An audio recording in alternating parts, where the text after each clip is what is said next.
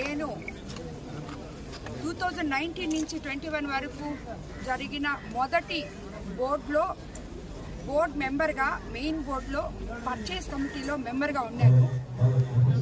దాని తర్వాత కరోనా 3 సంవత్సరాలు, యాక్చువల్గా 5 సంవత్సరాలు ఉన్నాను. బట్ తర్వాత 3 సంవత్సరాలు నార్త్ ఇండియా టీటీడీ టెంపుల్స్కి చైర్పర్సన్గా ఒక ఎక్సెఫ్షియో ఇన్వైటీగా బోర్డులోకి వెళ్తున్నాను.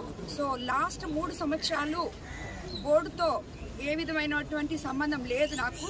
సంతకాలు కానీ, మేము డెసిషన్స్ తీసుకోవడం కానీ, దాంట్లో అంటే ఇక్కడ నార్త్ ఇండియా టీటీడీ చైర్పర్సన్గా ఉన్నప్పుడు బోర్డులో మనం ఏ కమిటీల్లో ఉండం.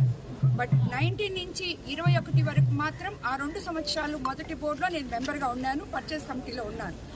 పర్చేస్ కమిటీ ఎంతవరకు అంటే నిన్న ఎవరో తెలియకుండా 5 సంవత్సరాలు నేను పర్చేస్ కమిటీలో ఉన్నాను అని కూడా